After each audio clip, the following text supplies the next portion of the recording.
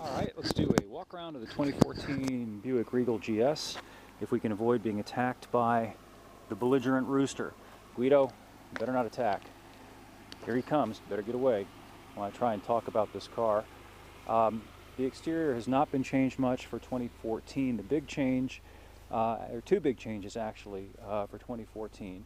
The first big change is that you can get all-wheel drive. This particular model, you can see here, all-wheel drive is available. Formerly it was just front-wheel drive, so you can get both versions of it.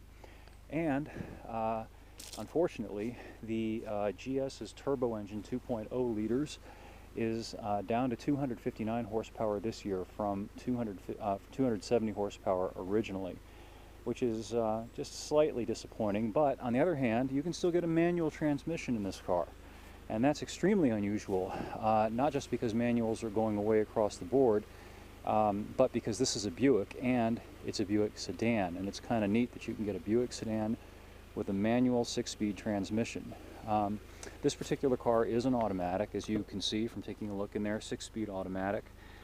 Some of the other changes, I'll step in here and show you that. It's got an LCD type gauge cluster, now different from the analog that it had previously. This is actually similar to what they're doing in some of the new Cadillacs.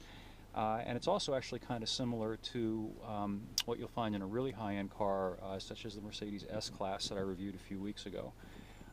Also, another design touch that this car has that's similar to what you'll find in some of the current Cadillacs, and I'm not a huge fan of this, are these so-called haptic control surfaces. In other words, there isn't a button per se, you just kind of touch this and touch that, and allegedly it's going to increase or decrease the temperature in this case, or seat heaters if that's what you want to do. The problem is, as you can see, I'll push it, and sometimes you have to push it multiple times in order for it to do what you want it to do. So it may be kind of neat from a technical point of view, but I'd much rather have just a knob or some kind of physical button to push in this. I'm just not a big fan of the haptic stuff. Hopefully you'll be able to see this is also new. They've got an 8-inch touchscreen display that's standard in all the models and not just the GS. One of the neat features that this car has, let me scroll it up for you. It's got, here it is, real-time weather.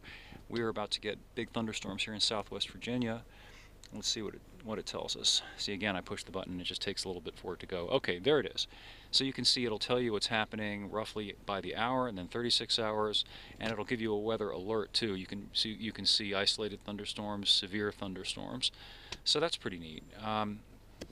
Stepping around, let me shut this off so we can hear a little bit better.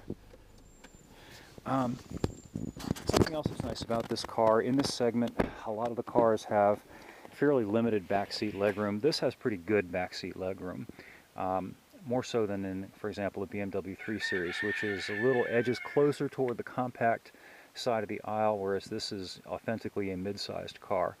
On the other hand, one thing that is kind of crappy about this car is its truncated and weirdly shaped trunk. The trunk is kind of small, and it's got this kind of funky thing instead of having a more open slot, so it makes getting into it a little bit more awkward, and it's a little bit small for a car in this class. But overall, it's actually quite a nice car, and it's a surprising car, given that most people still associate the Buick brand with old people cars, and don't expect Buick drivers to be driving a stick-shift turbocharged sports sedan.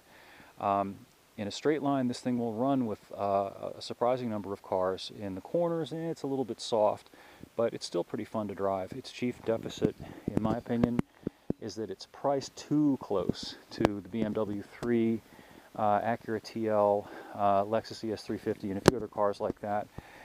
You know, Buick it's a nice car, and it's got some panache to it, but it still isn't quite at that level.